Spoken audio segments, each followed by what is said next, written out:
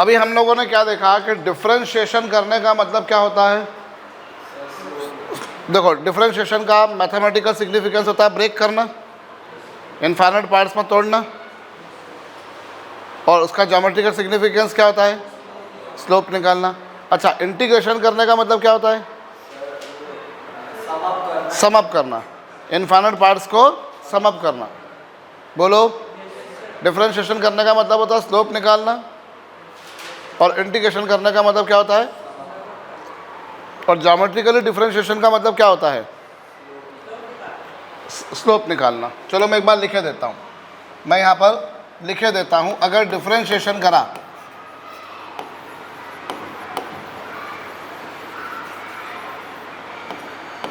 यदि मैंने डिफरेंशिएशन करा तो इसका मतलब to split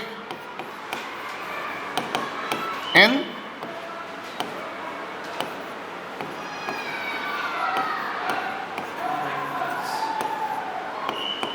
infinite many parts. आप इनफाइनाइट मैनी पार्ट्स में क्या करोगे, ब्रेक करोगे। बोलो, और इसका दूसरा मतलब क्या बताया मैंने,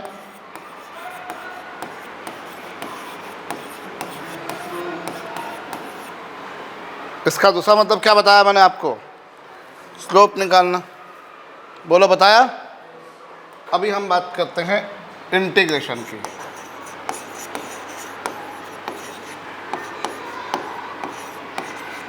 इंटीग्रेशन का मतलब क्या होता है, to sum up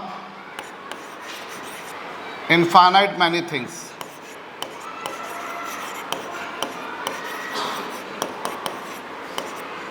infinite many things, हमने बहुत सारे पार्ट्स थे, इनफाइनाइट पार्ट्स थे, उन सबको क्या करा हमने, सम अप किया। तो ये उसका मैथमेटिकल सिग्निफिकेंस है। ये उसका क्या है, मैथमेटिकल सिग्निफिकेंस। बोलो भाई, जैसे इसका मैथमेटिकल सिग्निफिकेंस है स्प्लिट करना, ऐसे इसका मैथमेटिकल सिग्निफिकेंस है इनफाइनाइट पार्ट्स को जोड़ना। ज्योमेट्रिकल सिग्निफिकेंस क्या है, इसका मतलब होता है स्लोप निकालना, और इसका मतलब क्या होता है, इंटीग्रेशन करने का मतलब होता है टू फाइंड एरिया।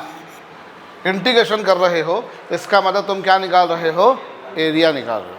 क्या निकाल रहे हो, एरिया। समझ गए। अगर तुम इंटीग्रेशन कर रहे हो, इसका अर्थ, अभिप्राय, तात्पर्य, मतलब क्या है, एरिया निकाल रहे हो। डिफरेंशिएशन कर रहे हो मतलब स्लोप निकाल रहे हो, और इंटीग्रेशन कर रहे हो मतलब एरिया निकाल रहे हो। करो। अब तुम एक बात जानते हो कि डिस्प्लेसमेंट कैसे निकलता है, डिस्प्लेसमेंट कैसे निकलता है। हाँ, वो तो डिस्प्लेसमेंट की डेफिनेशन हो गई है ना। अदरवाइज डिस्प्लेसमेंट एज जो होता है वो होता है टाइम t1 से टाइम t2 के बीच। तुम वेलोसिटी को इंटीग्रेट करते हो, वेलोसिटी को इंटीग्रेशन करते हो तो तुम्हें डिस्प्लेसमेंट मिलती है कि नहीं मिलती है। अरे डिस्प्लेसमेंट को डिफरेंशिएशन करने से वेलोसिटी मिलती है, तो वेलोसिटी को इंटीग्रेशन करने से डिस्प्लेसमेंट मिलता है। ये बात तो हम पिछले लेक्चर में देख चुके हैं। वेलोसिटी को इंटीग्रेशन करने से तुम्हें क्या मिलता है,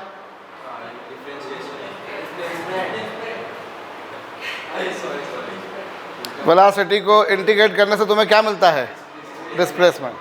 बोलो, तो अब यहाँ तुम्हारे पास क्या होगा,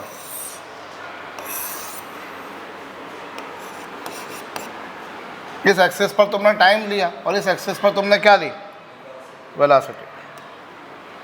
इस एक्सिस पर तुमने टाइम लिया और उस एक्सिस पर तुमने क्या ली, वेलोसिटी। अब तुम यदि क्या करो, जैसे ये तुमको वेलोसिटी टाइम ग्राफ दे रखा है, मान लो कुछ भी वेलोसिटी टाइम ग्राफ दे रखा है, तो इस ग्राफ का अगर तुमने क्या करा, इस ग्राफ का टाइम एक्सिस के साथ में क्या निकाला, इस ग्राफ का तुमने टाइम एक्सिस के साथ में जो तुम एरिया निकालोगे, क्योंकि अभी तुमने देखा इंटीग्रेशन करने का मतलब क्या होता है, इंटीग्रेशन करने का मतलब होता है एरिया निकालना। तो हम बोल सकते हैं कि ये जो इस ग्राफ का जो एरिया होगा, इस ग्राफ का जो क्या होगा, area, this area will give you displacement. तो तुम सिग्निफिकेंस समझो तो तुम्हारा काम हो जाएगा। क्या सिग्निफिकेंस? कि अगर तुमने डिफरेंशिएशन किया है मतलब तुमने स्लोप निकाला है, और एरिया निकाला, इंटीग्रेशन किया मतलब तुमने एरिया निकाला है। और डिस्प्लेसमेंट को डिफरेंशिएशन करने से मिलती थी वेलोसिटी, इसलिए डिस्प्लेसमेंट टाइम ग्राफ का जो स्लोप होता था वो तुम्हें वेलोसिटी देता था। और एरिया से क्या निकलता है? एक्सिस। एरिया से क्या इंटीग्रेशन करने का मतलब क्या होता है? एरिया निकालना। और हमें मालूम है वेलोसिटी को इंटीग्रेट करो तो हमको डिस्प्लेसमेंट मिलता है। तो वेलोसिटी टाइम ग्राफ का जो एरिया होगा वो एरिया ही तुम्हें क्या देगा? डिस्प्लेसमेंट। बोलो।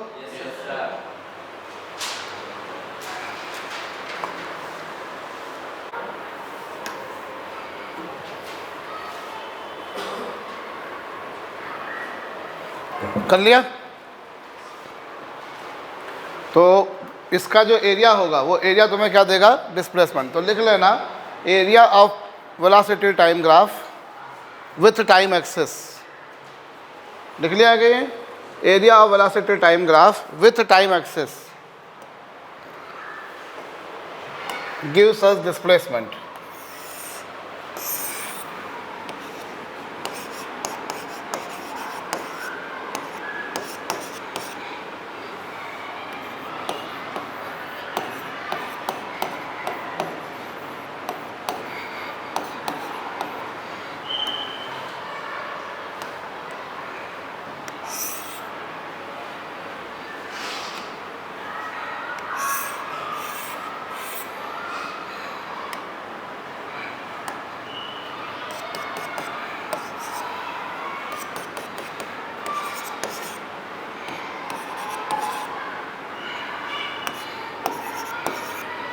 Determine displacement traveled in 30 seconds. Determine displacement traveled in 30 seconds. आपको क्या बताना है भैया यहाँ पर? डिस्प्लेसमेंट कितना आया भाई? हम इसे कर सकते हैं कि जैसे हम पहले इस ट्रायंगल का एरिया निकालते हैं, तो ये वन वाला एरिया कितना होगा? Half perpendicular into base. Perpendicular base है 20 है और ये 5, तो कितना आ गया? ये 50। ठीक है। फिर उसके बाद में ये रेक्टेंगल, तो इसका एरिया कितना होगा? रेक्टेंगल का एरिया कितना? लंबाई गुणित चौड़ाई। कहो। ठीक है। उसके बाद में ये फिर ट्रायंगल, तो इस ट्रायंगल का एरिया कितना होगा? हाफ परपेंडिकुलर कितना? 20 और बेस कितना? 10। तो कितना आ गया ये? तो पूरा एरिया कितना हो जाएगा? पूरा एरिया जब तुम निकालने जाओगे, सो दैट वुड बी इन सबका सम। तो इन सबका सम मतलब कितना? 50 plus 300 plus 100। How much you gate?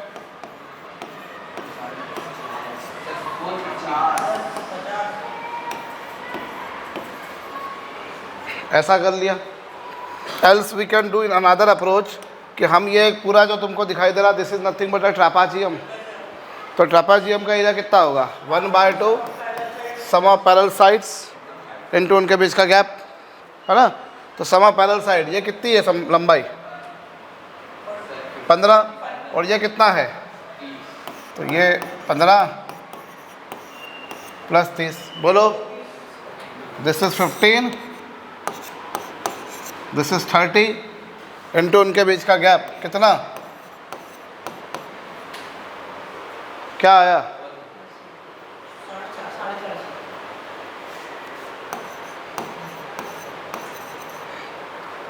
भाई 1/2, ये 15 है, ये 30 है, इंटू उनके बीच का गैप। क्लियर?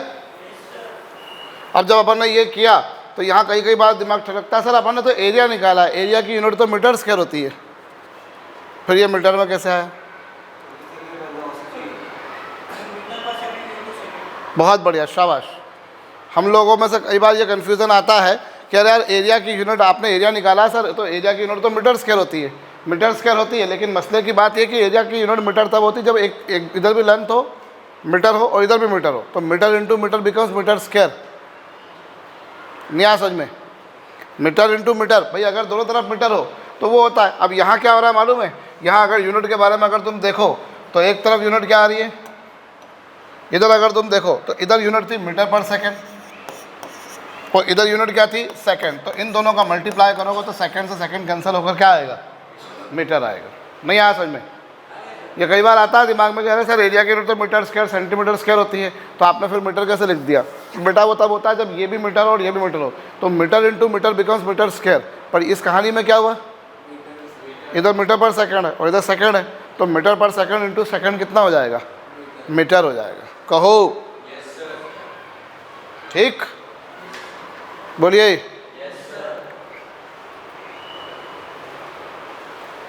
ठीक है ना, हो गया?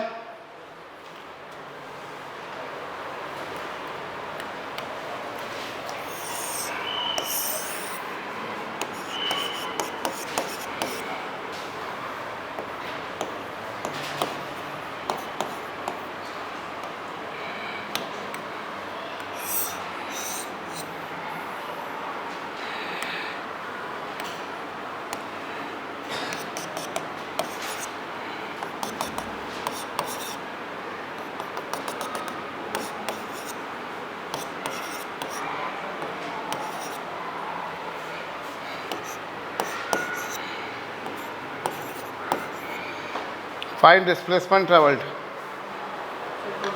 हाँ, टोटल डिस्प्लेसमेंट ट्रेवल बताइए जी। इसका एरिया निकालिए, तो एरिया क्या बनेगा, इसका 1 नंबर वाले का एरिया कितना आया,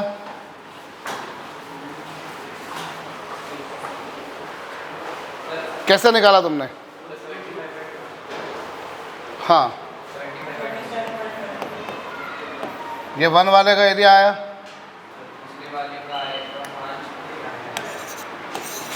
टू वाले का एरिया कितना आया, रेक्टेंगल 15 इंटू 5, बोलो। फिर 3 वाले का, 3 वाला कौन सा लूँगा मैं, ये भी तो देखने वाली बात है। ये पूरा ट्रेपेजियम ले लूँ, ये पूरा ट्रेपेजियम ले लो, तो 3 का एरिया कितना होगा, हाफ परपेंडिकुलर साइड्स का सम 15 प्लस 25 इंटू उनके बीच का गैप कितना होगा, 40 इंटू 5 200/2 यानी कितना, 100, बोलो। फिर उसके बाद कौन सा,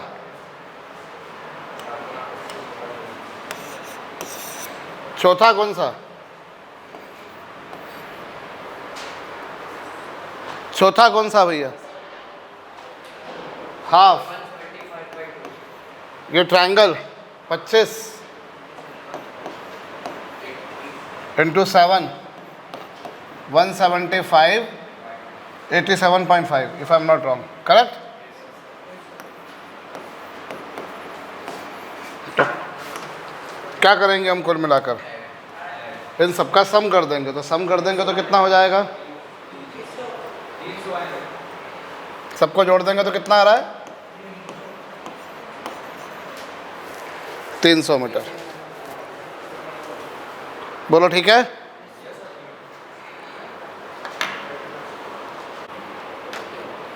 कर लिया?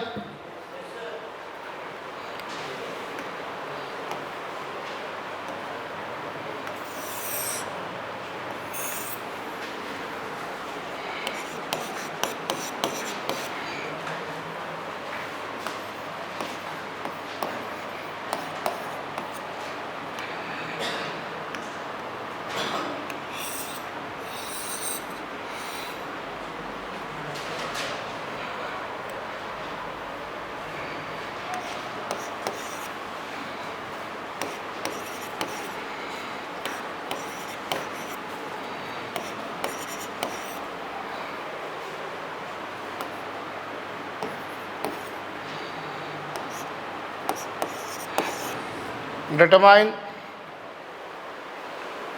distance and displacement traveled in 30 seconds. Determine distance and displacement traveled in 30 seconds.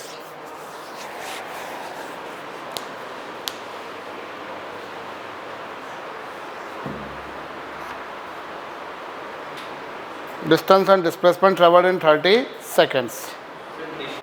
देखो इसका एरिया निकाल लेते हैं अपन। तो एरिया निकालेंगे तो ये वाला एरिया कितना आ रहा है 300 मीटर, और ये वाला एरिया कितना आ रहा है 100 मीटर। अब अपने से पूछा है डिस्टेंस और डिस्प्लेसमेंट, तो यहाँ प्रॉब्लम को जरा समझो हो क्या रहा है। यहाँ 0 सेकेंड से लेकर तो 20 सेकेंड तक, 0 सेकेंड से 20 सेकेंड के बीच में अगर आप देखें तो इस पूरे एरिया में वेलोसिटी पॉजिटिव है। मतलब बॉडी जो है वो 0 सेकेंड से 20 सेकेंड तक बॉडी राइट में जा रही थी। ये 0 सेकेंड और ये 20 सेकेंड, समझना 0 सेकेंड से 20 सेकेंड तक बॉडी कहाँ जा रही है, राइट में। वेलोसिटी पॉजिटिव है, वेलोसिटी पॉजिटिव है मतलब बॉडी राइट में गई। इस केस में वेलोसिटी क्या आ रही है, पॉजिटिव आ रही है, मतलब बॉडी राइट में गई, और राइट में गई और उसने कितना ट्रैवल किया 300 मीटर। कुछ समझ में आया। अब उसके बाद क्या हुआ, 30 सेकेंड से फिर वो कहाँ आई, वो सॉरी 20 सेकेंड तक, हाँ। उसके बाद क्या हुआ, वो 20 सेकेंड से 30 सेकेंड तक उसकी वेलोसिटी क्या आ रही है, नेगेटिव है, नीचे आ रहा है ग्राफ। मतलब 20 सेकेंड से 30 सेकेंड तक, ये 20 सेकेंड से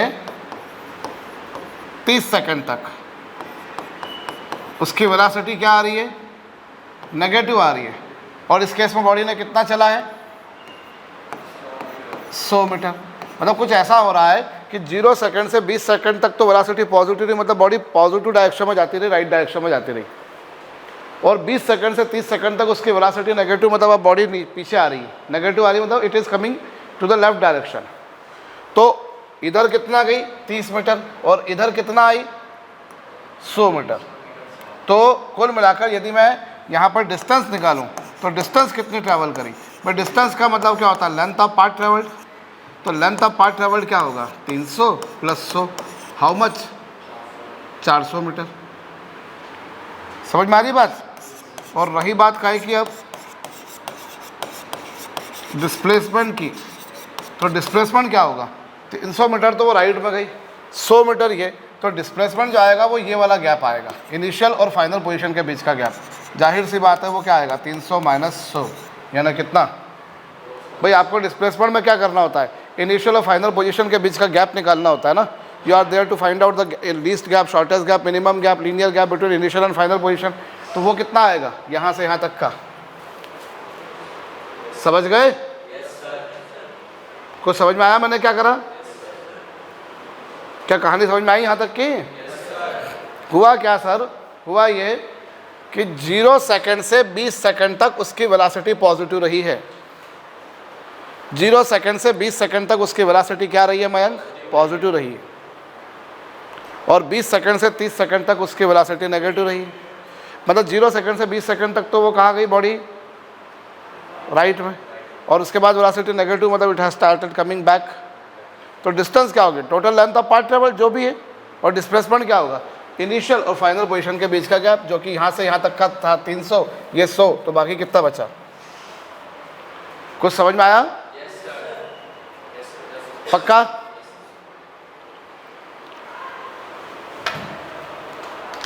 देखो हमने पोजीशन टाइम ग्राफ देखा। पोजीशन टाइम ग्राफ में क्या देखा तुमने कि पोजीशन टाइम ग्राफ का जो स्लोप होता है या जो उसकी ग्रेडियंट होती है वेलोसिटी देती है। क्यों देती है, क्योंकि हम जानते हैं जो वेलोसिटी होती है वो कैसे आती है, डिफरेंशिएशन करके, और डिफरेंशिएशन करने का मतलब क्या होता है, स्लोप निकालना। इसीलिए हमने क्या बोला कि ये टाइम एक्सिस है और ये पोजीशन एक्सिस है। तो इन दोनों के बीच में जो ग्राफ बनेगा, इस ग्राफ का जो स्लोप होगा, इस ग्राफ का जो स्लोप होगा वही तुम्हें क्या देगा, वेलोसिटी। स्लोप किसके बराबर होता है, स्लोप होता है tan थीटा के बराबर। ये हम लोग देख चुके हैं, बोलो। साथ ही में हमने ये तो देखा था पोजीशन टाइम ग्राफ, अंडरस्टूड से। अब अगर मैं बात करता हूँ डिस्प्लेसमेंट की, तो डिस्प्लेसमेंट कैसे निकलता है, वेलोसिटी टाइम ग्राफ का इंटीग्रेशन करने का मतलब तुम्हें मैंने बताया था क्या होता है, एरिया निकालना। इंटीग्रेशन करने का मतलब क्या होता है, एरिया निकालना। और इसीलिए हम क्या बोलते हैं कि when we have a graph between time axis and velocity, अगर मैंने टाइम एक्सिस और किसके बीच में, टाइम एक्सिस और वेलोसिटी के बीच में बनाया, ये टाइम t1 और ये टाइम t2, इसका जो एरिया निकालेंगे वो एरिया तुम्हें क्या देगा, डिस्प्लेसमेंट देगा। ये जो एरिया होगा ये क्या देगा तुमको, डिस्प्लेसमेंट देगा, क्योंकि इंटीग्रेशन करने का मतलब होता है एरिया निकालना। से इंटीग्रेशन करने का मतलब क्या होता है, एरिया निकालना। तो ये जो एरिया होता है, this area gives you displacement, that already we have seen. हमने पोजीशन टाइम ग्राफ देख लिया था, पोजीशन टाइम ग्राफ के स्लोप से हमको वेलोसिटी मिलती है। इसके ऊपर हमने बकायदा 2 सम्स भी करे थे। फिर हम लोगों ने क्या देखा कि जो वेलोसिटी टाइम ग्राफ का जो एरिया होता है वो time axis, that gives you displacement, that also we have seen. ये हम लोग देख लिया था, यहाँ तक की कहानी हम लोग देख चुके थे। बोलिए, अभी हम आगे बढ़ते हैं और वेलोसिटी टाइम ग्राफ के ही बारे में बात करते हैं। देखो, वेलोसिटी को डिफरेंशिएशन करते हो तो तुम्हें क्या मिलता है, एक्सेलरेशन। वेलोसिटी को तुम डिफरेंशिएशन करते हो तो तुम्हें क्या मिलता है, एक्सेलरेशन। dv/dt होता है एक्सेलरेशन, और ये क्या होता है, स्लोप होता है। बोलिए, तो इस एक्सिस पे तुमने किसको लिया, टाइम एक्सिस को। इस एक्सिस पे किसको लिया, वेलोसिटी को लिया।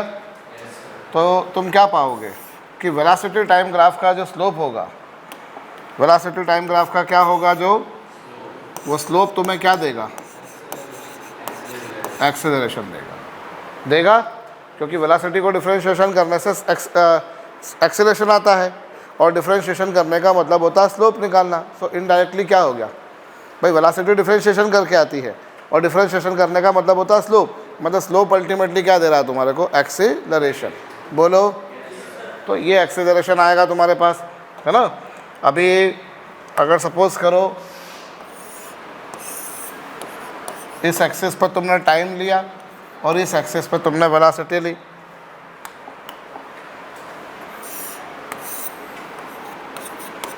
इस एक्सिस पर टाइम लिया और इस एक्सिस पर तुमने वेलोसिटी ली, तो वो ग्राफ ऐसा भी हो सकता है, वो ग्राफ ऐसा भी हो सकता है, और साथ ही में वो ग्राफ ऐसा भी हो सकता है। तो चलो, अभी मुझे तीनों केस में एक्सेलरेशन बताओगे तुम कि कहाँ पॉजिटिव आएगा, कहाँ।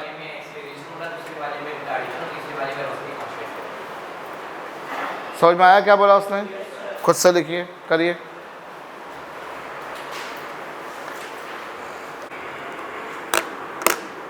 कर लिया,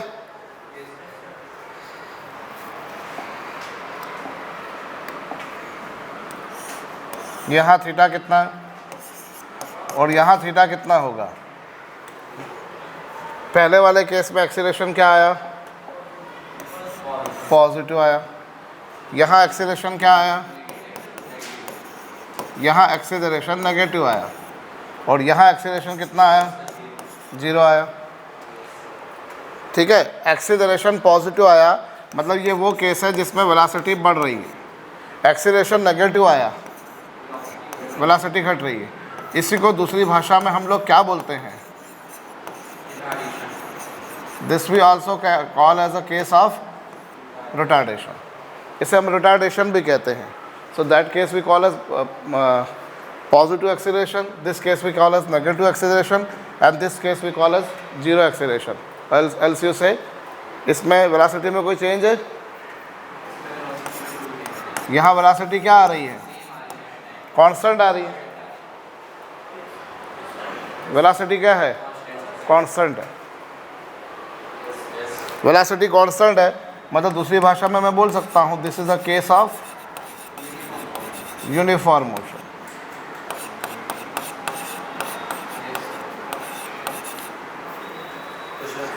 ये यूनिफॉर्म मोशन है। बोलो, ये कौन सा मोशन है, यूनिफॉर्म मोशन।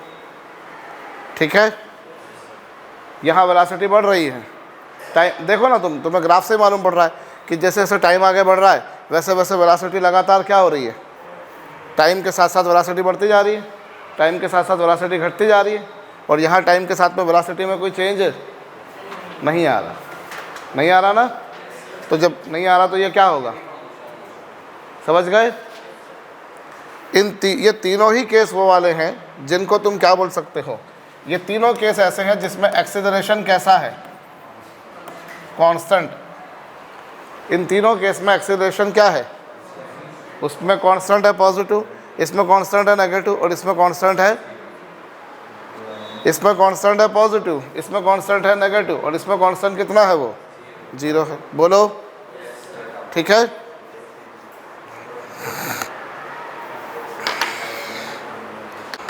कर लिया। इन तीनों केस में एक्सीलरेशन क्या आ रहा है, कांस्टेंट है।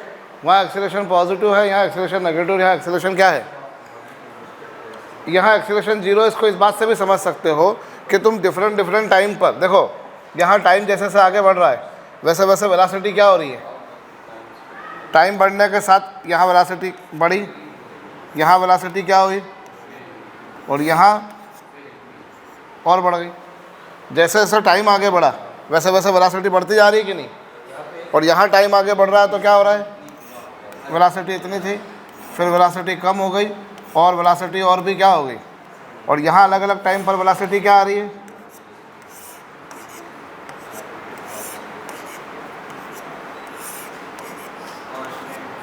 हर टाइम पर वेलोसिटी क्या आ रही है, कांस्टेंट आ रही है। कहो नहीं आया समझ में। यहाँ टाइम बढ़ने के साथ साथ वेलोसिटी बढ़ती जा रही है, यहाँ घटती जा रही है, और वहाँ अलग अलग टाइम पर वेलोसिटी क्या है, कांस्टेंट है।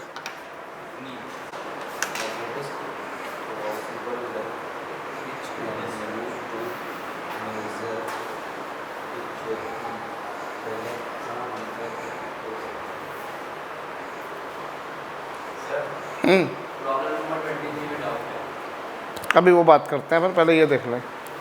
क्लियर।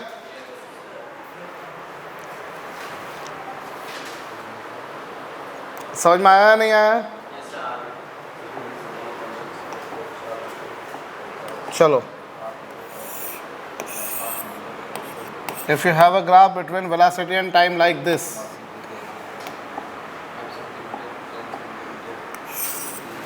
तो इसका मतलब क्या होगा, एक्सीलरेशन क्या हुआ,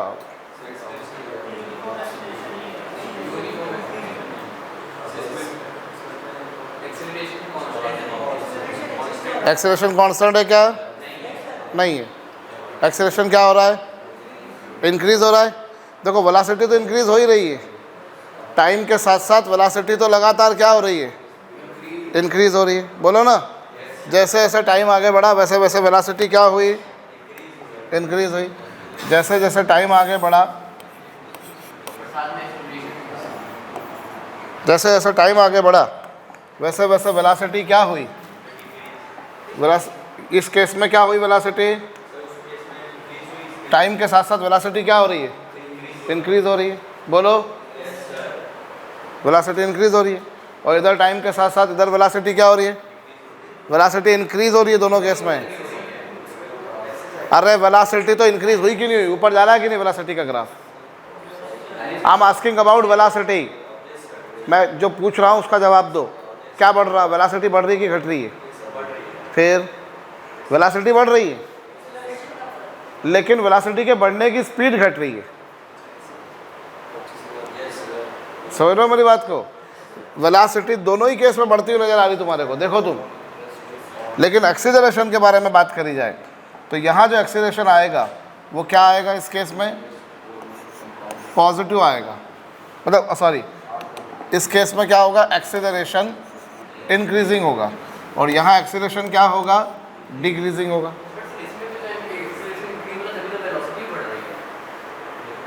वेलोसिटी का बढ़ना और एक्सीलरेशन का बढ़ना दोनों में अंतर है, वेलोसिटी का बढ़ना और एक्सीलरेशन का बढ़ना दोनों में अंतर है, समझो, समझना ध्यान से। मैं एक ग्राफ ये लेता हूँ, यहाँ पर ना एक टेबल बनाता हूँ मैं, ध्यान देना, ये तुम्हारा ये कन्फ्यूज़न भी दूर करता हूँ मैं, ठीक है। ये लो,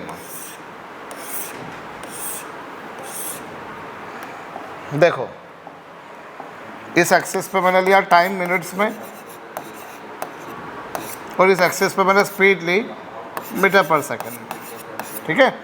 अभी सुनना, इधर लिया मैंने 0 टाइम, वेलोसिटी 0 थी, इधर 10 मिनट, वेलोसिटी 15 थी, इधर 20 मिनट, वेलोसिटी 25 थी, इधर 30 मिनट 33 थी, इधर ये लो, ऐसा मैंने लिया। अब ज़रा तुम ध्यान दे लेना, तुम क्या पा रहे हो, वेलोसिटी लगातार क्या हो रही है, इंक्रीज़ हो रही है। पहले 0, शुरुआत में 0 थी, 10 मिनट बाद 15 है, 20 मिनट बाद 25 है, और 30 मिनट बाद 33 और 40 मिनट बाद 40 है। हर बार टाइम इंटरवल मैंने 10-10 मिनट का लिया है, 10-10 मिनट का टाइम इंटरवल लिया है। ज़रा इधर बताओ मुझको, इधर क्या होगा, इधर क्या हुआ, इधर 10 मिनट में टाइम इंटरवल सब 10-10 मिनट के, टाइम इंटरवल जितने भी हैं वो सब कितने मिनट के हैं, all of are equal time interval 10 minute के। और यहाँ वेलोसिटी में इंक्रीज कितने का आया, फिर वेलोसिटी में इंक्रीमेंट कितने का आया, फिर वेलोसिटी में इंक्रीमेंट कितने का आया, फिर वेलोसिटी में इंक्रीमेंट कितने का आया। वेलोसिटी लगातार बढ़ रही है, लेकिन वेलोसिटी के बढ़ने की स्पीड देखो क्या हो रही है, घट रही है। पहले 10 मिनट में जहाँ 15 बढ़ी, अगले 10 मिनट में 10 ही बढ़ी। बढ़ दोनों केस में रही है, बढ़ टोटल रही है, लेकिन बढ़ने की स्पीड घट रही है। तो ये जो मैंने बनाया है, इसके लिए ग्राफ कौन सा होगा, पहला वाला कि दूसरा वाला? समझ में आई बात? समझ में आई बात या नहीं आई? ठीक है, तो यहाँ तुम्हारे पास में ये वाला ग्राफ बनेगा ऐसा। वो होगा या नहीं होगा वो बात की बात। यहाँ पर देखो ना, अगर पैरेलल हो गया बाद में तो जाके कितना हो जाएगा वो, अगर पैरेलल हो गया वेलोसिटी टाइम ग्राफ तो वो तो 0 होना ही है ना, समझे? तो ये जो केस है, ये कौन सा केस है, इसको हम क्या बोलेंगे बच्चों, इसे हम बोलेंगे ये वो वाले केस है जिसमें एक्सीलरेशन कांस्टेंट नहीं है। अगर एक्सीलरेशन कांस्टेंट होता है, जैसा कि इन तीनों ग्राफ में था, तीनों ग्राफ में एक्सीलरेशन क्या था, such motion we call as uniformly accelerated motion.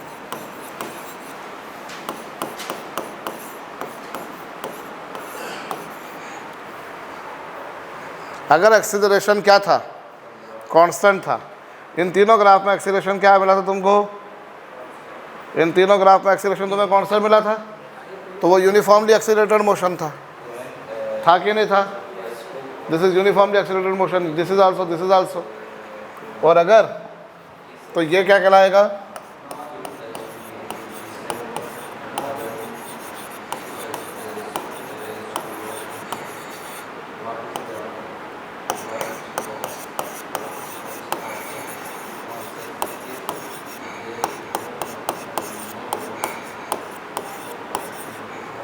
समझ गए? करिए, समझ गए?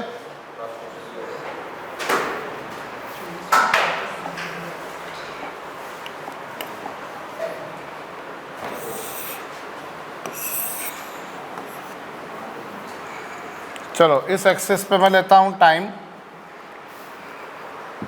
और इस एक्सिस पर मैं लेता हूँ वेलोसिटी टाइम।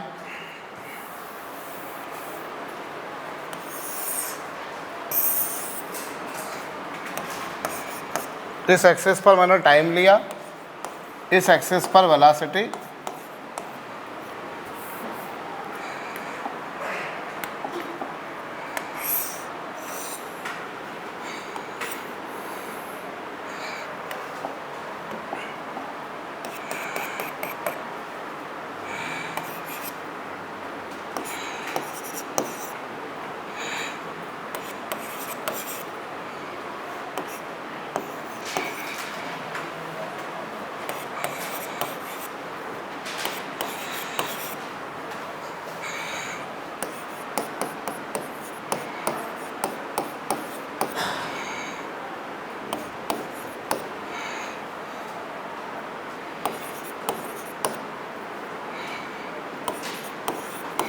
फटाफट इन मूवमेंट्स पर एक्सेलरेशन बताओ, इन सभी मूवमेंट्स पे क्या बताओगे, बताइए।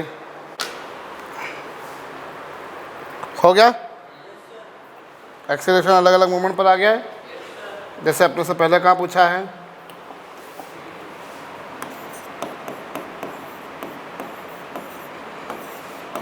क्या है एक्सेलरेशन? 6, ठीक है। फिर टी इक्वल्स टू कितना?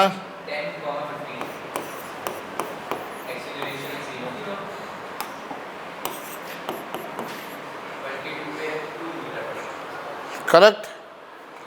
और फिर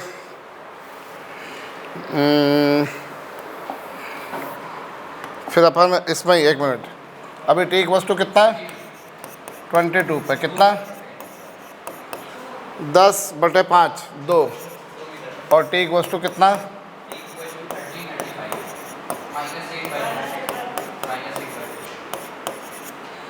करेक्ट। जैसे कि आपने t इक्वल टू 30-35 पे तो आपने बताया था कि मतलब x axis positive x axis पे 10। ये बहुत अच्छी बात पूछी आपने, सुनो मेरी बात। जो एंगल लेते हैं वो इसके साथ लेते हैं, और आपने ये वाला एंगल ले लिया।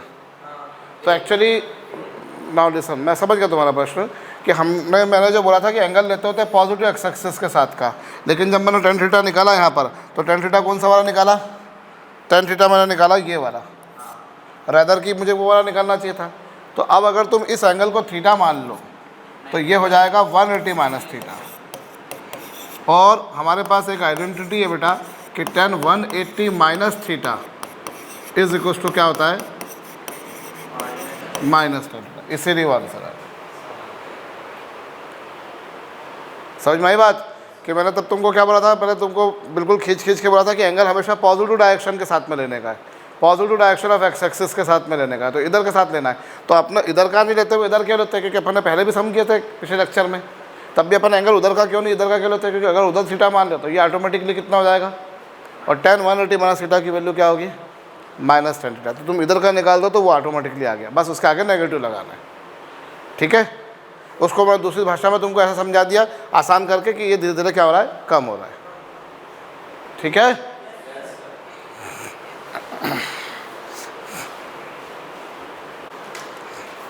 क्लियर?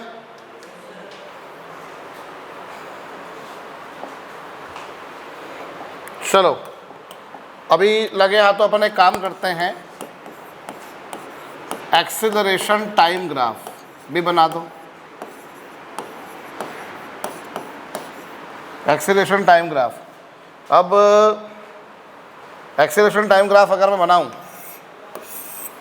तो इस ग्राफ का स्लोप हमें क्या देगा? एक्सेलरेशन टाइम ग्राफ का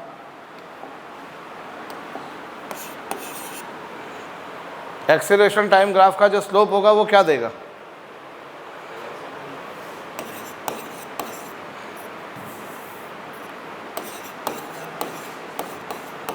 स्लोप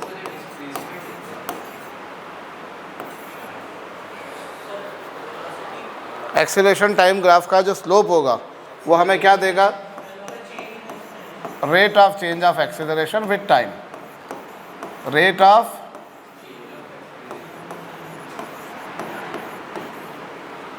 चेंज ऑफ एक्सेलरेशन किसके रिस्पेक्ट में? टाइम के respect. Rate of change of acceleration with time के रिस्पेक्ट। समझ गए? किसके रिस्पेक्ट में? टाइम के रिस्पेक्ट में। इसका कोई नाम नहीं है, इस क्वांटिटी का कोई नाम नहीं है। जैसे rate of change of position with respect to time को अपन वेलोसिटी बोलते हैं, rate of change of velocity with respect to time को अपन एक्सीलरेशन बोलते हैं, वैसे rate of change of acceleration with respect to time का कोई नाम नहीं है। बट हाँ, कुल मिलाकर वो जो स्लोप होगा वो तुम्हें क्या देगा? That slope will give you nothing but rate of change of acceleration with time. बोलो ना, ठीक है? इस क्वांटिटी का कोई नाम नहीं है, मैं फिर बोल रहा हूँ, it has not been physically defined. Only thing is that rate of change of position with respect to time sir velocity होती है, rate of change of velocity with respect to time acceleration होता है। बोलो ना, लेकिन rate of change of acceleration with respect to time is not defined. Understood? तो ये वो इस केस में स्लोप पॉजिटिव आएगा कि नहीं? इस एक्सिस पर मैंने टाइम लिया, इस एक्सिस पर मैंने एक्सेलरेशन लिया। ठीक है,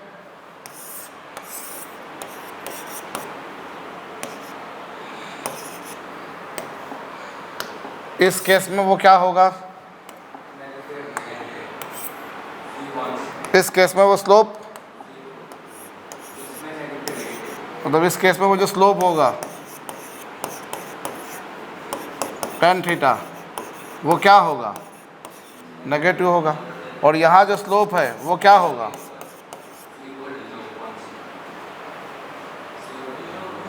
स्लोप जो होगा वो 0 होगा।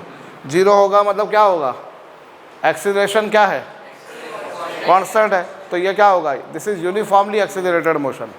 क्या कहलाएगा ये,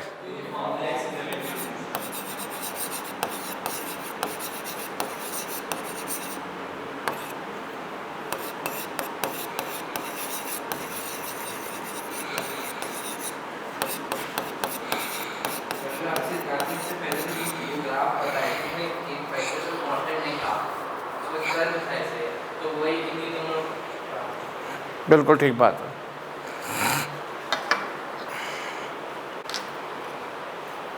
कर लिया, ठीक है।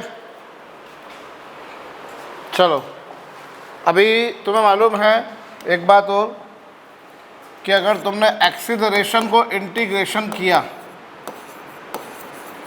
तो तुम्हें क्या मिलता है,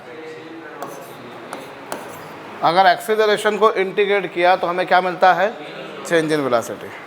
yes, when I integrate acceleration then I get change in velocity. और इंटीग्रेशन करने का मतलब क्या होता है, एरिया निकालना।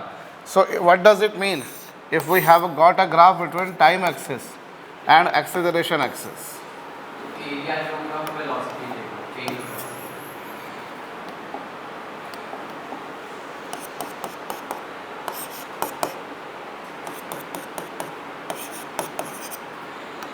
तो ये जो एरिया होगा, ये एरिया तुम्हें क्या देगा, चेंज इन वेलोसिटी। बोलिए, ठीक है।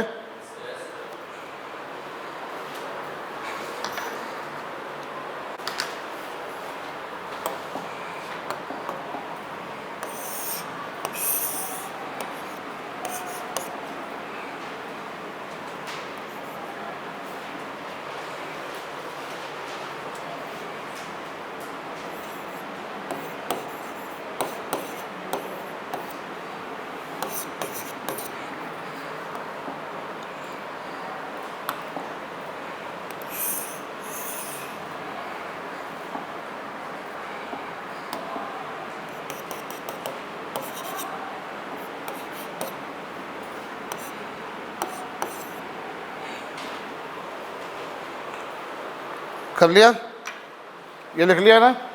अब 5 kg, a block of mass 5 kg, a block of mass 5 kg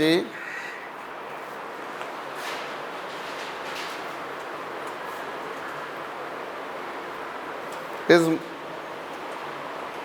a block of mass 5 kg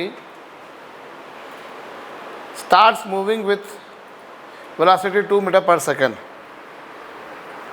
A block of mass 5 kg starts moving with velocity कितनी, 2 meter per second. A block of mass 5 kg starts moving with velocity 2 meter per second. ठीक है। Its acceleration time graph is as following. Its acceleration time graph is as following.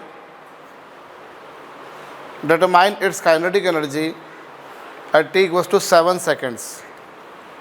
Determine its kinetic energy at t equals to 7 seconds.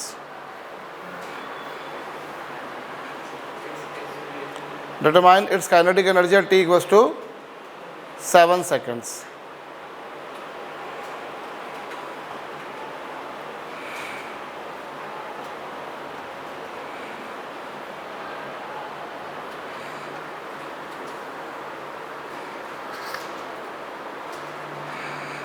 Determine its kinetic energy at t equals to 7 seconds. करिए। देखो पहला काम तुम्हारे को क्या करना है, change in velocity निकालो। एरिया निकालोगे, हाफ परपेंडिकुलर इनटू बेस, कितना आया 35। चेंज इन वेलोसिटी क्या होता है? Final velocity minus initial velocity. Final velocity कितनी, इनिशियल कितनी थी?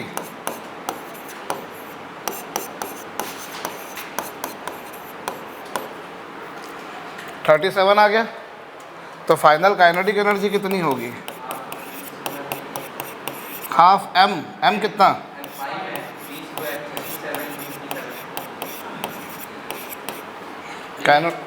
Kinetic energy you must be knowing, half M V square होती है। तो मास और बॉडी की स्पीड, ठीक।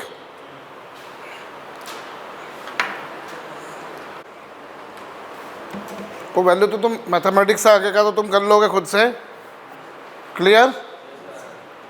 चलो मेरी बात सुनो, अब अपन ने अभी तक जो ग्राफ पढ़े, जरा इनको ना अपन ग्राफ को अपन रिकॉल कर लेते हैं। अगर कोई बॉडी रेस्ट में है, सुनना मेरी बात, तुम एक काम करो, तुम खुद से, अगर कोई बॉडी कायम है तो उसका पोजीशन टाइम ग्राफ बनाओ, वेलोसिटी टाइम ग्राफ बनाओ और एक्सीलरेशन टाइम ग्राफ बनाओ। If a body is at rest तो उसका position time graph, velocity time graph और एक्सीलरेशन टाइम ग्राफ।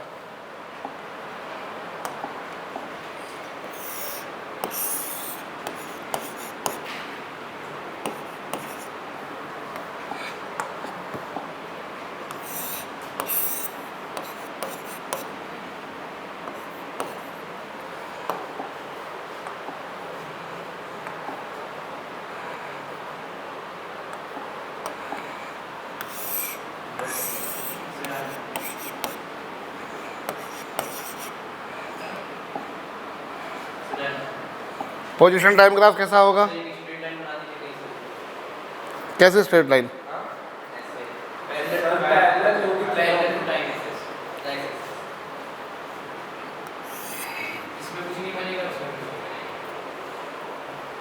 कैसा रहेगा?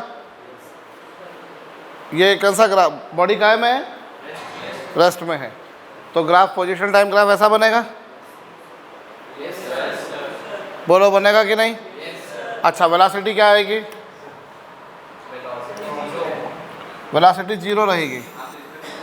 कुछ नहीं, मतलब क्या रहेगी? ग्राफ रहेगा straight line parallel to time axis, straight line on time axis itself. Velocity 0 रहेगी। और एक्सीलरेशन, बॉडी रेस्ट में पड़ी हुई है तो एक्सीलरेशन भी कितना रहेगा उसका? 0 रहेगा। कहो।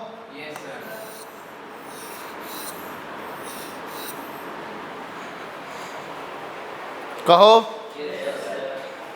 समझ में आया? If a body is at rest then उसका पोजीशन टाइम ग्राफ कैसा बना, वेलोसिटी टाइम ग्राफ कैसा बना और एक्सीलरेशन टाइम ग्राफ कैसा बना? अंडरस्टूड?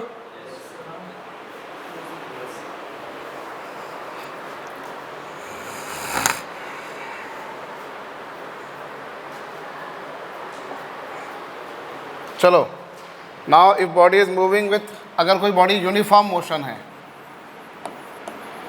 कैसा मोशन कर रही है? फटाफट से तीनों ग्राफ बनाइए।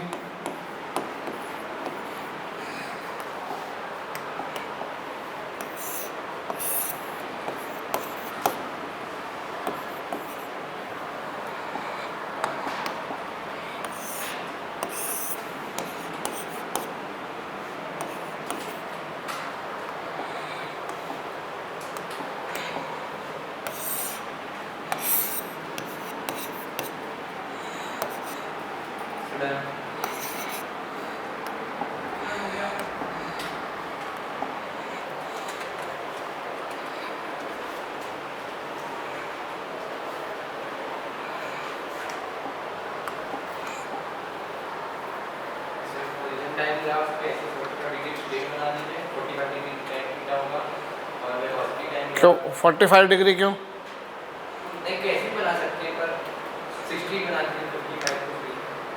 और वेलोसिटी टाइम ग्राफ पे एक पैरेलल टाइम रहेगी ठीक पे, और एक्सीलरेशन टाइम ग्राफ पे टाइम पे ही रहेगी। अगर यूनिफॉर्म मोशन है मतलब वेलोसिटी क्या रहेगी? कांस्टेंट। यूनिफॉर्म मोशन है तो वेलोसिटी कैसी रहेगी? तो ये ग्राफ कैसा रहेगा? That may be a graph like this. ऐसा ग्राफ हो सकता है, और it may be like this as well,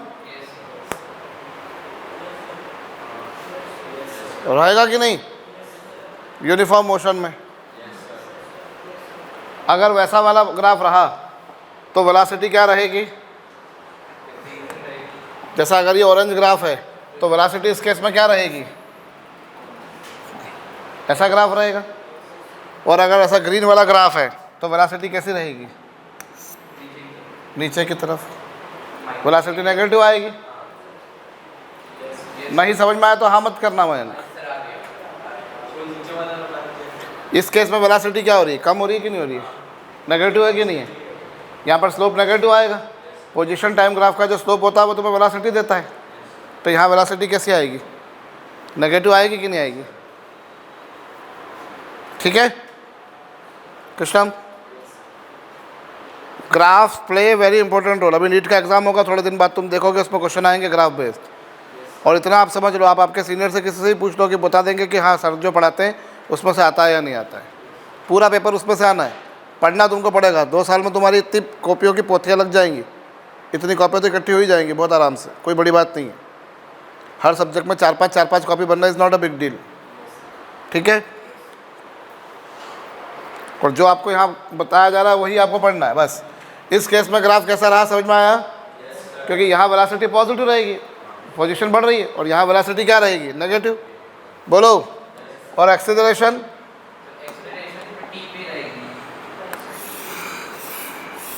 uniform motion है तो वेलोसिटी में कोई चेंज नहीं आ रहा, वेलोसिटी कांस्टेंट है। और जब वेलोसिटी कांस्टेंट है तो एक्सेलरेशन 0 रहेगा। नहीं आया समझ में? ठीक। सो ग्राफ जो है ऐसा भी हो सकता था, ऐसा भी हो सकता था। यहाँ पे ग्राफ ऐसा भी हो सकता था, ऐसा भी हो सकता था। बोलो। ठीक है,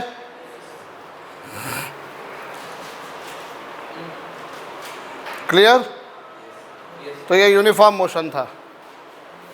यूनिफॉर्म मोशन का मतलब क्या होता है, वेलोसिटी क्या है, कांस्टेंट। और वेलोसिटी कांस्टेंट है तो एक्सीलरेशन कितना है, 0। ठीक है, जैसे अपन ने अभी तक जो सम्स करे कि बॉडी जो है वो हाफ टाइम के लिए v1 से चलती है, हाफ टाइम के लिए v2 से चलती है, तो वो यूनिफॉर्म मोशन था। वो अपन जो distance is equal to speed into time वाला जो फार्मूला लगाते हैं वो लगता ही कब है, जब क्या हो, यूनिफॉर्म मोशन हो। समझ गए? तो ये यूनिफॉर्म मोशन के लिए किया। क्लियर?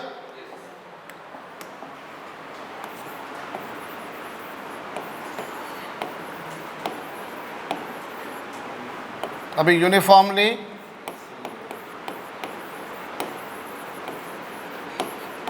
एक्सेलरेटेड मोशन बनाइए तीनों ग्राफ।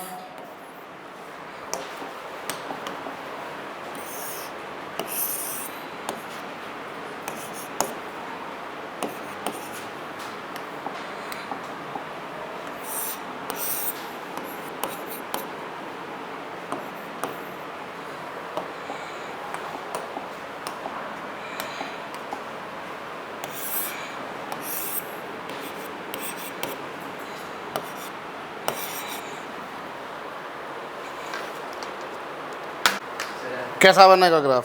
पोजीशन टाइम ग्राफ पे एक स्ट्रेट लाइन बनेगी 45 डिग्री पे, 45 डिग्री पे। हाँ। करंट बनेगा। और वेलोसिटी टाइम ग्राफ, अरे मैं पीछे से बोल रहा हूँ, तुम जो बोल रहे हो वो तो गलत है। हाँ दिव्यांशु बोलो।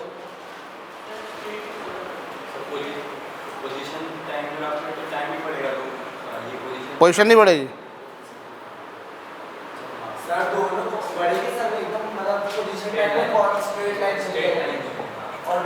देखो अगर नहीं दिमाग काम कर रहा तो उसके लिए अपन एक काम करते हैं, उसके लिए अपन उल्टा चलते हैं, यहाँ से चलते हैं।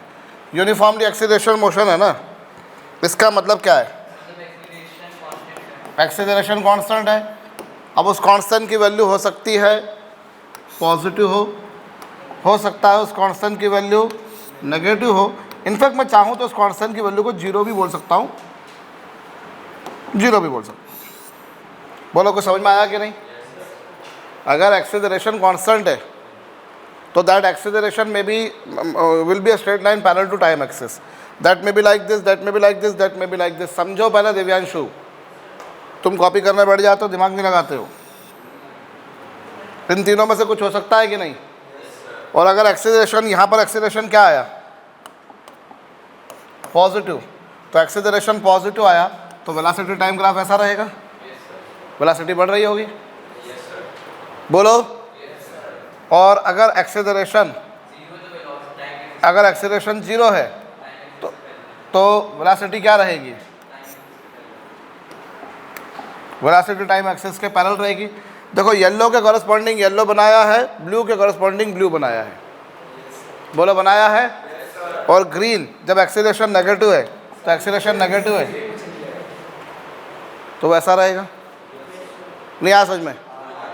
जिस कलर का है उस कलर के कॉरस्पॉन्डिंग। और तुम भी अलग अलग कलरफुल पेन लेके बैठो, क्योंकि पहले एक टाइम पर मैं वाइट बोर्ड पे ब्लैक पेन से लिखा करता था। वाइट बोर्ड जो होते थे, है ना, तो वो मार्कर वाले पेन, मैं ब्लैक कलर से लिखा करता था। मैं देखता था कुछ बच्चों को कि वो बिल्कुल कलरफुल पेन लेके बैठते। एक दीदी थी तुम्हारी, जैसे मतलब ऐसे तो बहुत से लोग रहे, पर वो हॉस्टलर्स वाली जो पहली बैच थी उसमें एक दीदी थी आशना शिका करके, शी वाज फ्रॉम बोकारो, वो बोकारो DPS से आई थी वो। तो she use to have multiple colour pens. फिर एक थी उसी समय Ritika Sharma, she was from Jaipur, तो वो भी मल्टीपल कलर से लिखा करती थी। तो मैं सोचता था कि मेरे पास एक ही ब्लैक कलर का पेन है, इनके पास कितने सारे पेन होते हैं।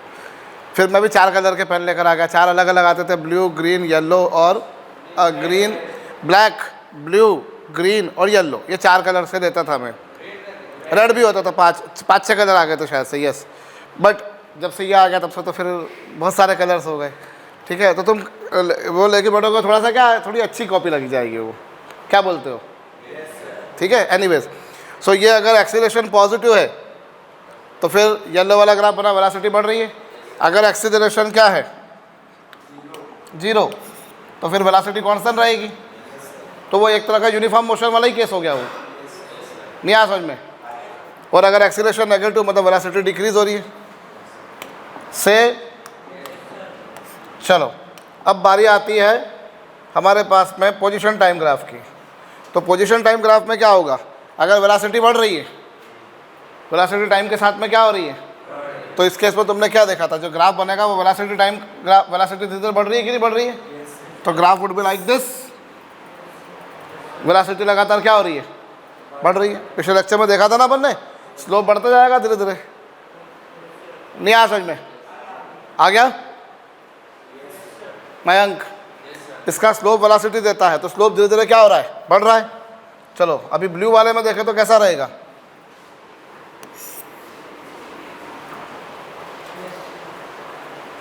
वेलोसिटी क्या रही?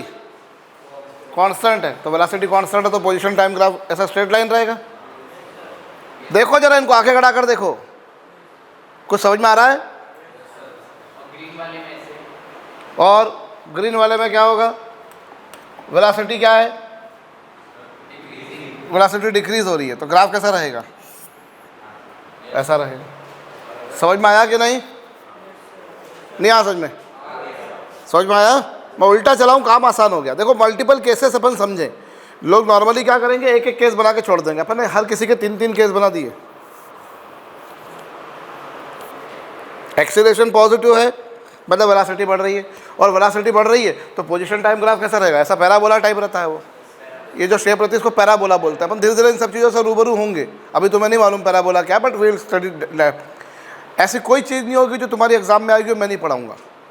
मैं सीधी सीधी बात बता दूँ, जो एग्जाम में आएगा वो मैं पढ़ाऊँगा, जो मैं पढ़ाऊँगा वो एग्जाम में आने वाला, उसी में से आने वाला है। बस ये होता है कि किसी पुस्तक में तुमने मान लो कुछ पढ़ा, तुम्हें लगे यार अच्छा ये तो सर ने पढ़ाया नहीं, तो वो हो सकता है मेरी सीक्वेंस आगे पीछे हो, कि किसी टॉपिक को मैं पहले पढ़ा रहा हूँ, कोई और बाद में पढ़ाता हूँ, कोई पहले पढ़ाता हूँ, मैं उसको बाद में पढ़ाता हूँ। Will cover each and everything, पर मैं बहुत फिल्टर्ड तरीके से पढ़ाता हूँ। जैसे एक चैप्टर होता है यूनिट्स एंड डायमेंशन, सबसे पहले लोग वही शुरू करते हैं, मैं कभी नहीं पढ़ाता, मैं सबसे आखिर में पढ़ाता हूँ, सबसे आखिर में। क्यों? क्योंकि यूनिट्स एंड डायमेंशन अगर अभी आज तुमको मैं पढ़ाने जाऊँ तो तुमको रट्टा मारना पड़ेगा। अभी तुम्हें फिजिकल क्वांटिटीज़ ही नहीं पता।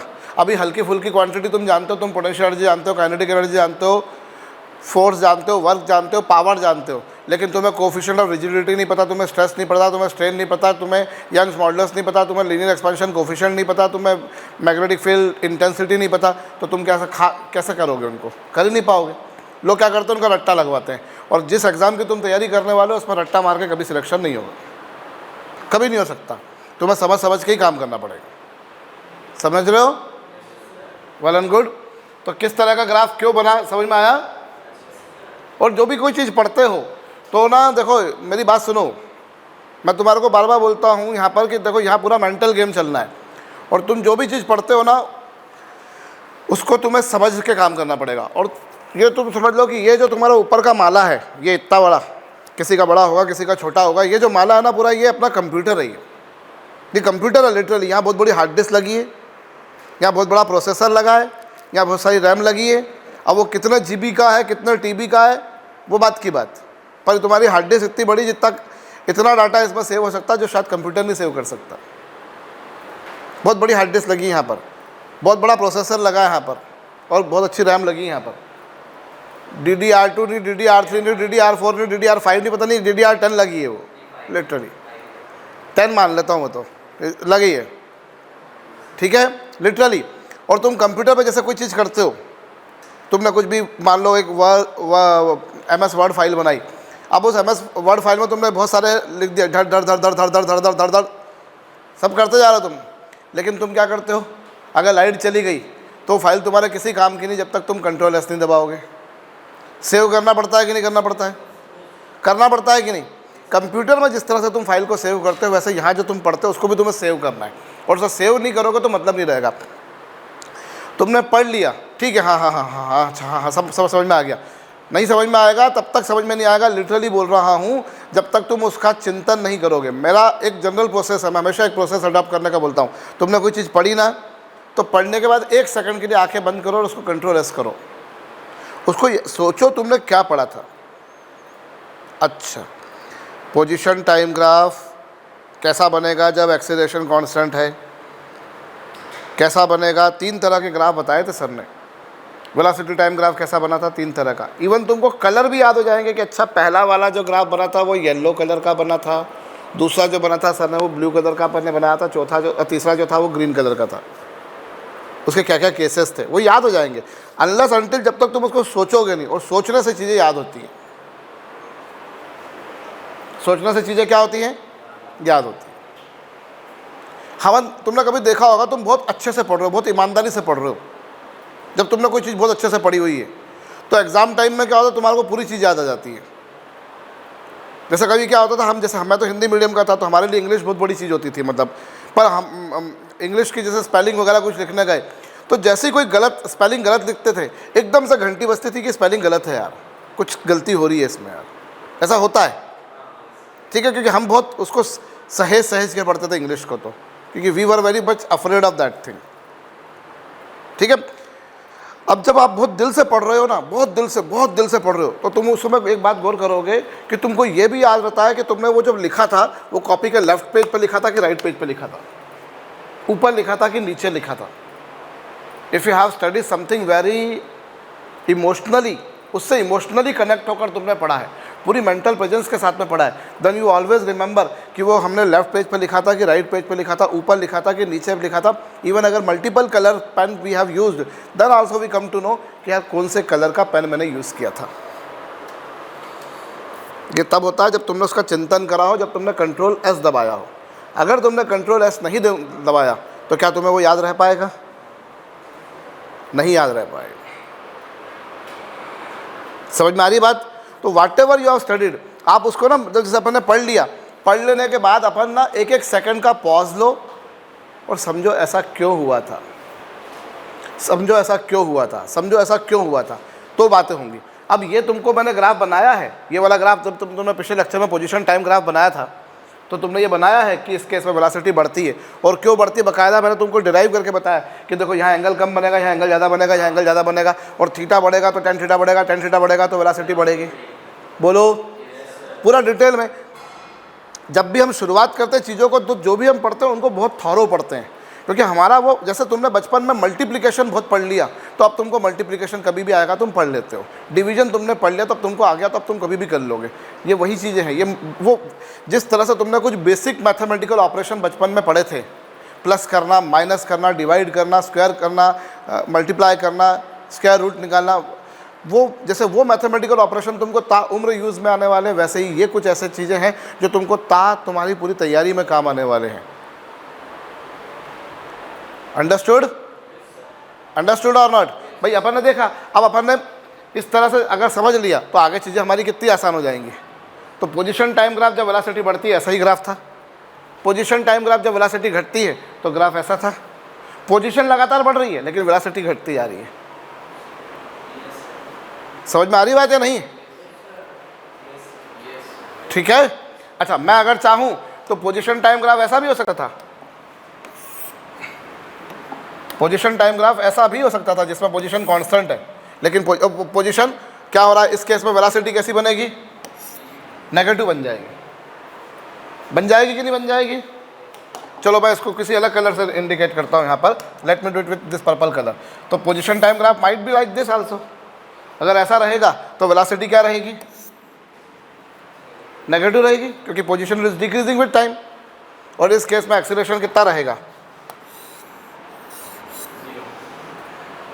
0 रहेगा। नहीं आ समझ में मयंक? पोजीशन टाइम के साथ में घटती जा रही है, बोलो।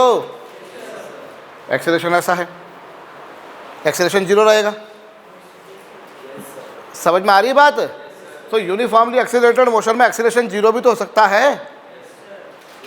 जैसे एक स्क्वायर एक रेक्टेंगल है, एक इक्विलेटरल ट्रायंगल एक ट्रायंगल है। A square is a rectangle, a square is a rhombus as well, a square is a parallelogram as well. बिल्कुल वैसे ही। समझ में आ रही बात? तो if you have 4 different colour pens then you should make it once only. अगर नहीं हो तो चारों के फिर अलग अलग ग्राफ बनाओ। इसके मतलब जैसा इसका वाला ग्राफ बनाओ वैसा उसका वाला ग्राफ बनाओ, वैसा इसका वाला ग्राफ बनाओ, फिर ऐसा कर लो या फिर नेमिंग करो उसकी। समझ में आ रही बात? Note it down. ठीक है। तो अब मुझे एक बात बताओ, अगर कभी किसी बॉडी का एक्सीलरेशन 0 है तो इसका क्या मतलब हुआ? उसकी वेलोसिटी भी 0 होगी।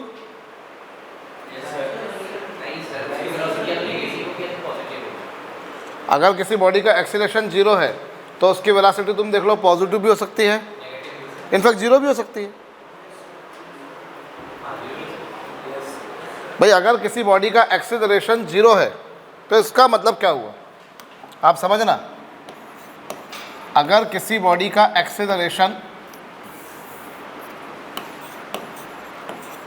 0 है तो इसका मतलब वेलोसिटी क्या होगी? वेलोसिटी 0 होगी ये नहीं कह सकता मैं। इसका मतलब ये होगा कि उसकी वेलोसिटी जो है वो क्या रहेगी? अगर कभी किसी बॉडी का एक्सीलरेशन 0 है तो इसका मतलब ये है कि उसकी वेलोसिटी क्या है? कांस्टेंट है। If a body is moving with constant velocity, then what does it mean? इसका एक्सीलरेशन कितना? एक्सीलरेशन 0। अगर कभी किसी बॉडी की वेलोसिटी कांस्टेंट है मतलब it is moving with constant velocity. अब अगर वो कांस्टेंट वेलोसिटी से चल रही है तो उसका एक्सीलरेशन कितना होगा? कितना होगा? 0 होगा। बोलो।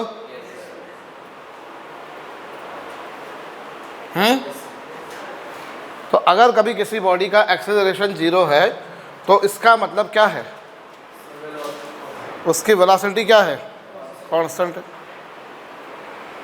बोलो।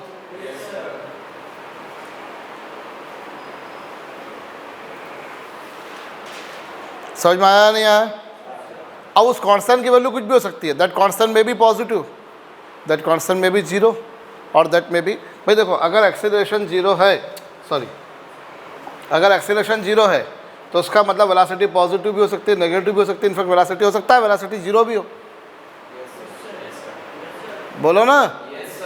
वेलोसिटी 0 वाला केस लें, चलो वो भी ले लेते हैं, 1 मिनट ले लेते हैं अपन। लें तो वेलोसिटी 0, ये देखो, ये एक्सीलरेशन 0 का एक और केस।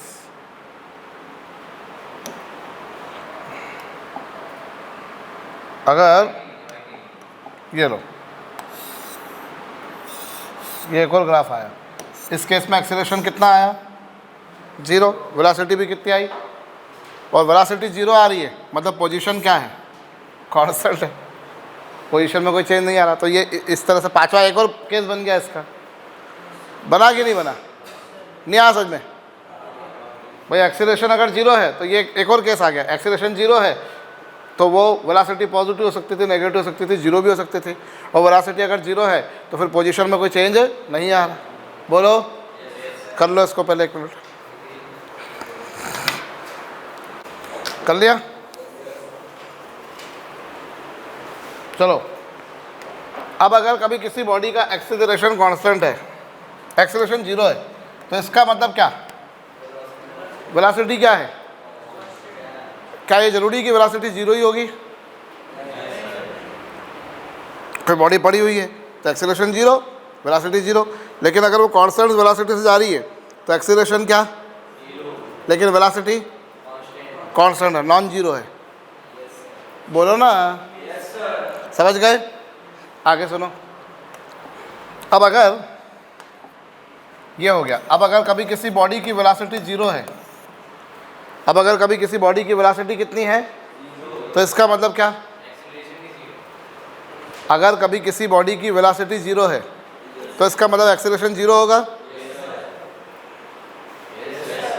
इसका एक्सीलरेशन क्या होगा? 0 ही होगा। बोलो, ऐसा नहीं है। हमारे दिमाग में ये आता है, सुनना मेरी बात, वो तो फटाक से समझ में आ जाता है हमको, क्योंकि हमको समझ में आ गया कि अच्छा हाँ बॉडी रेस्ट में है तो एक्सीलरेशन 0, वेलोसिटी 0। लेकिन अगर बॉडी कांस्टेंट वेलोसिटी से जा रही है तो एक्सीलरेशन 0 लेकिन वेलोसिटी नॉन जीरो है। बोलो ना। किंतु परंतु अगर वेलोसिटी 0 है तो इसका मतलब ये हरगिज नहीं है कि एक्सीलरेशन भी 0 ही होगा। एक्सीलरेशन 0 हो भी सकता है और नहीं भी। एग्जाम्पल के तौर पे बॉडी रेस्ट में है, अभी इसका एक्सीलरेशन कितना, इसकी वेलोसिटी कितनी? वेलोसिटी 0 है, एक्सीलरेशन कितना? 0 है। समझ रहे हो मेरी बात को? है एक्सीलरेशन 0, परंतु मैंने इस बॉडी को ऊपर फेंका, टॉप मोस्ट पॉइंट पर जाकर इसकी वेलोसिटी कितनी हो गई? 0 हो गई। लेकिन एक्सीलरेशन 0 नहीं है, इस पर हमेशा एक एक्सीलरेशन काम कर रहा है। कौन सा? Gravitational acceleration. समझे? टॉप मोस्ट पॉइंट पर जाकर उसकी वेलोसिटी कितनी हो गई, लेकिन एक्सीलरेशन क्या रहा? एक्सीलरेशन चेंज हो रहा, एक्सीलरेशन लग रहा है उसके ऊपर ग्रेविटी का। जब कभी किसी बॉडी की वेलोसिटी 0 है तो इसका अर्थ ये नहीं है कि एक्सीलरेशन 0 ही होगा। एक्सीलरेशन 0 हो भी सकता है और नहीं भी। देखो, जब भी कभी कोई तुम बॉडी को, सुनना मेरी बात को ध्यान से, जब भी कभी कोई बॉडी अपने मोशन के डायरेक्शन को रिवर्स मारती है, क्या मारती है? रिवर्स, तो उस समय उसकी वेलोसिटी 0 होती है।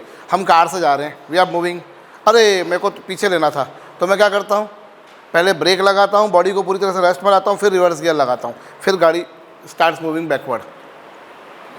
तुम चलती हुई कार से अचानक से रिवर्स गियर लगाओगे तो गाड़ी, कार पीछे जाती है क्या? बल्कि कार में वो कट की आवाज़ आने लगती है तुमको। एक कई बार होता है कि अपन से गलती से रिवर्स गियर लग जाता है, तो रिवर्स गियर लग जाता है तो फिर वो कट की आवाज़ तुमने सुनी होगी कई बार, क्योंकि चल आगे जाती हुई चीज़ को तुम अचानक से पीछे नहीं ला सकते। तुम्हें उसे पीछे लाने के लिए मोमेंटरली पहले उसको कहाँ में लाना पड़ता है? रेस्ट में लाना पड़ता है। Wherever a body reverses its direction of motion, you should always remember, जब कभी कोई बॉडी अपने मोशन के डायरेक्शन को क्या मारती है, वहाँ डेफिनेटली उसकी वेलोसिटी कितनी होती है? 0 ही होती है। पर वहाँ एक्सीलरेशन 0 नहीं होता। एग्जाम्पल के तौर पे जब मैंने फेंका तो टॉप मोस्ट पॉइंट पर जाकर उसकी वेलोसिटी कितनी थी, लेकिन एक्सीलरेशन नहीं था। समझ गए? तो अगर कभी किसी बॉडी का एक्सीलरेशन 0 है तो इसका मतलब ये नहीं कि उसकी वेलोसिटी भी 0 होगी। वो हो भी सकती है, नहीं भी हो सकती है, but one thing is certain कि उसकी वेलोसिटी क्या रहेगी? कांस्टेंट रहेगी। लिखो पहले इस बात को, 2-3 कॉन्सेप्चुअल बातें बता रहा हूँ, लिखना है। When acceleration of a body is 0,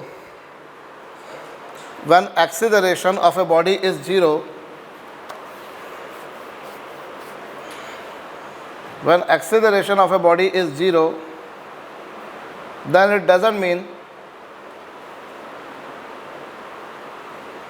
when acceleration of a body is 0, then it doesn't mean that its velocity will also remain 0. When acceleration of a body is 0, then it doesn't mean then its velocity will also remain 0.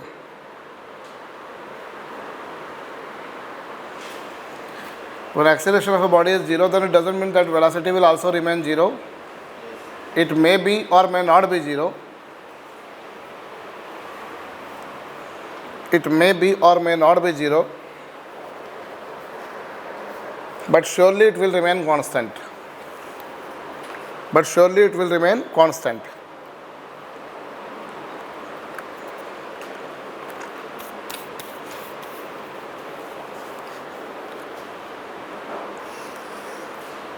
But surely it will remain constant. ठीक है?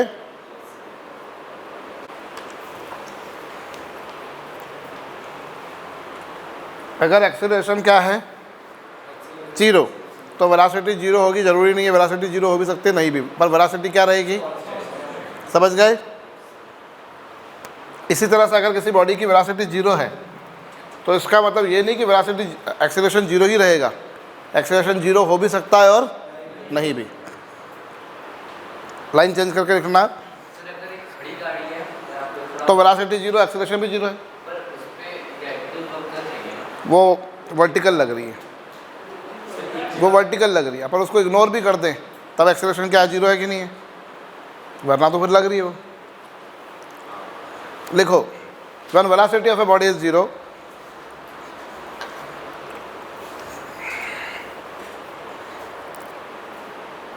when velocity of a body is 0,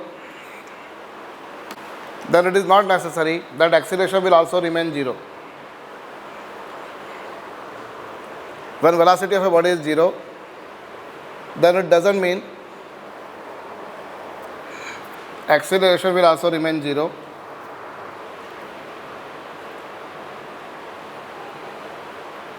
When velocity of a body is 0, then it doesn't mean acceleration will also remain 0.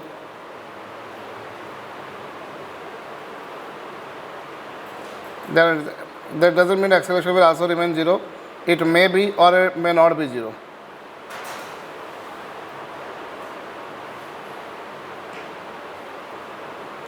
Then it may be or may not be 0.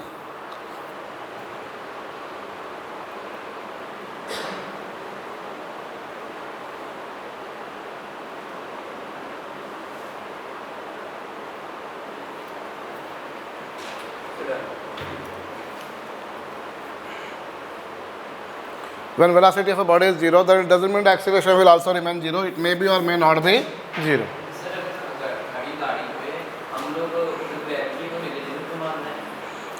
अगर तुम अगर मान लो gravity free space में चले गए तुम, वहाँ पर क्या होगा? तो फिर बॉडी का एक्सीलरेशन है वहाँ पर, तो मतलब पॉसिबल है या नहीं है? मैंने कहा बोला कि 0 ही होगा, मैं तो बोल रहा हूँ ना कि 0 भी हो सकता है और नहीं भी हो सकता, मैं तो वो बोल रहा हूँ ना। तुम्हारे कहने से ये लग रहा है कि 0 होगा ही नहीं, तुम ये कहना चाह रहे हो। मैं तुम्हें बोल रहा हूँ वो हो भी सकता है कि नहीं हो सकता है, फिर मैं वही तो बोल रहा हूँ तुमको। That is one of the possibility ना, है ना? चलो, यहाँ तक की कहानी समझ में आ गई। जैसे मैं ना तुम्हारे को एक केस बताता हूँ। ये जब कभी किसी बॉडी को तुमने ऊपर फेंका, किसी बॉडी को तुमने उछाला, यहाँ से तुमने उछाला टॉप मोस्ट पॉइंट पर जाकर, ये कौन सा पॉइंट है? टॉप पॉइंट पर उसकी वेलोसिटी कितनी है, लेकिन एक्सीलरेशन उस पर लगता है, कौन सा? ग्रेविटेशनल एक्सीलरेशन, जिसे तुम स्मॉल जी से रिप्रेजेंट करते हो, तुम्हें पता होगा शायद से। बोलो, ठीक है? तो जब कभी तुमने बॉडी को थ्रो किया, एट टॉप पॉइंट पर उसकी वेलोसिटी कितनी है? 0 है, लेकिन acceleration due to gravity 0, acceleration 0 है क्या? नहीं। लिख लो एग्जाम्पल। फॉर एग्जाम्पल दूसरे वाले का, yes. For example when a body is thrown vertical upward, for example when a body is thrown vertical upward,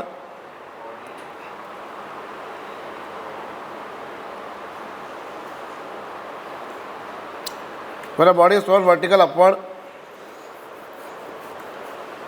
then at top point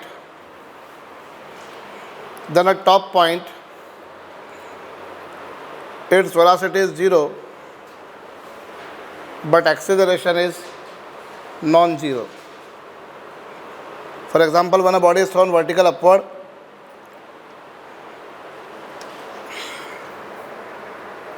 then at top point its velocity is 0 but acceleration is non-zero.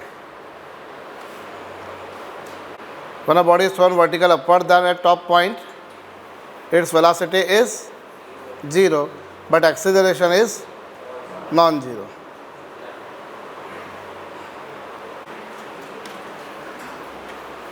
कर चुके? तो top most point पर जाकर velocity 0 हुई पर acceleration 0 नहीं हुआ. कहो. ऐसे जब कभी कोई बॉडी एसएचएम मोशन करती है, अभी हम पढ़ेंगे आगे चल के सिंपल हार्मोनिक मोशन. कौन सा मोशन? तो ये जो पोजीशन है, जैसे ये O और ये एक पोजीशन है A और ये पोजीशन है B, तो ये जो O होती है ये कहलाती है मीन पोजीशन.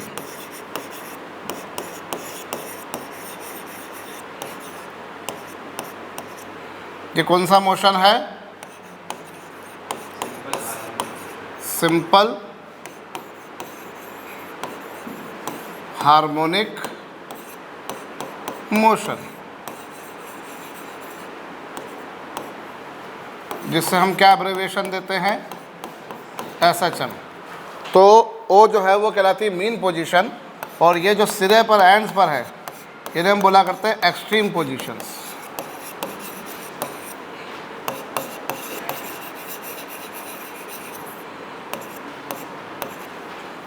ओ जो है वो मीन पोजीशन कहलाती है और वो जो एंड्स पर है वो कौन सी पोजीशन कहलाती है? तो मीन पोजीशन पर तुम पाओगे वेलोसिटी 0 नहीं होती पर एक्सीलरेशन 0 होता है, और एक्सट्रीम पोजीशन पर वेलोसिटी 0 होती है, एक्सीलरेशन 0 नहीं होता. यहाँ वेलोसिटी 0 होती है, एक्सीलरेशन 0 नहीं होता. तो ज़रूरी नहीं कि जब वेलोसिटी 0 तो एक्सीलरेशन भी 0 हो. यहाँ देखो वेलोसिटी 0 लेकिन एक्सीलरेशन 0 नहीं है, वेलोसिटी 0 एक्सीलरेशन 0 नहीं है. और यह ज़रूरी नहीं कि एक्सीलरेशन 0 तो वेलोसिटी भी 0 होगी. एक्सीलरेशन 0 है लेकिन वेलोसिटी क्या है? Non zero. वेलोसिटी की कुछ ना कुछ वैल्यू आ रही है. बोलो. वो सिंपल हार्मोनिक मोशन का ही एग्जांपल है वो. ठीक है, वो उसी का ही एग्जांपल है वो. अंडरस्टूड? करो.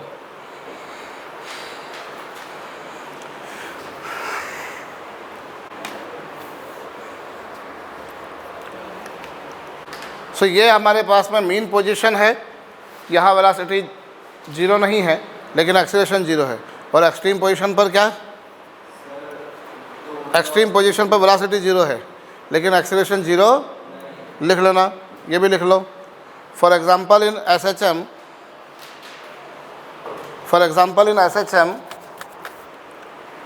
Eight mean position acceleration is 0 but velocity is non zero.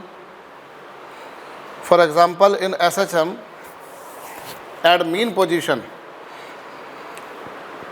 acceleration is 0, but velocity is non-zero. For example, in SHM, acceleration is 0, but velocity is non-zero. For example, in SHM, acceleration is 0, but velocity is non-zero. Acceleration is 0 but velocity is non-zero. लिख लिया? While in acceleration is 0 but velocity is non-zero. While at extreme positions,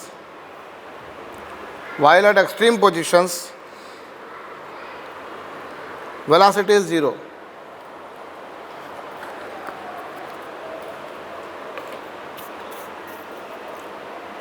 but acceleration is non zero.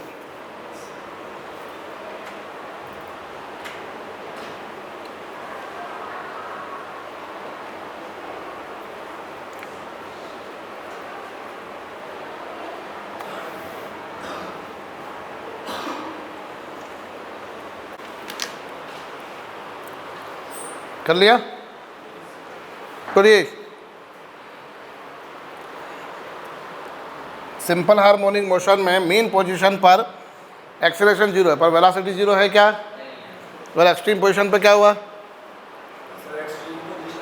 Velocity zero है पर acceleration zero. अभी तुमको मैंने एक बात बताई, तुम्हें बिल्कुल स्मरण रखनी है कि जहाँ कहीं कोई बॉडी अपने मोशन के डायरेक्शन को रिवर्स मारती है वहाँ वेलोसिटी जीरो होती है। देखो क्या होता है इसमें, बॉडी ऐसे गई फिर ऐसे आई फिर ऐसे गई, ऐसे टू एंड फ्रो मोशन करती है एसएचएम में, समझना। एसएचएम में कैसे मोशन करती है वो? टू एंड फ्रो, गई आई गई आई गई आई। अब यहाँ तक ऐसे गई फिर ऐसे रिवर्स मारी, तो जहाँ रिवर्स मारती है वहाँ वेलोसिटी कितनी होती है? अभी थोड़ी देर पहले मैंने बोला ये बॉडी जा रही थी, ये पैन ऊपर तक गया फिर नीचे आया, तो उस जगह वेलोसिटी जीरो हुई कि नहीं हुई? यहाँ देखो ऐसे आ रही थी और यहाँ मोशन के डायरेक्शन को क्या मारा उसने, तो वेलोसिटी कितनी हो गई? अब बोला तब क्या बोल रहा हूँ? जहाँ कहीं अपने कोई बॉडी अपने मोशन के डायरेक्शन को एग्जैक्टली रिवर्स मारेगी वहाँ वेलोसिटी श्योरली कितनी होगी? जीरो होगी। इस बात को भी लिख लो, ये कॉन्सेप्चुअल बातें छोटी छोटी जो काम आएंगी। Wherever a body reverses its direction its motion, wherever a body reverses its motion,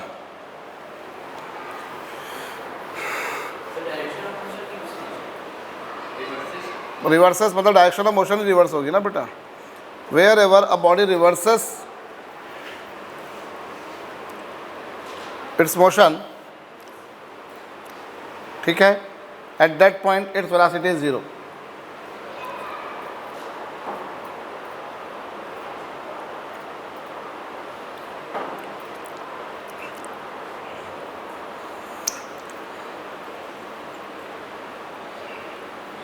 जहाँ कहीं कोई बॉडी अपने मोशन के डायरेक्शन को रिवर्स मारेगी साहब,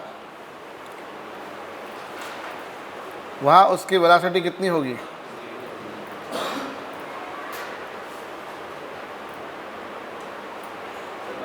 जहाँ कहीं कोई बॉडी अपने मोशन के डायरेक्शन को रिवर्स मारेगी वहाँ उसकी वेलोसिटी कितनी होगी? जीरो होगी।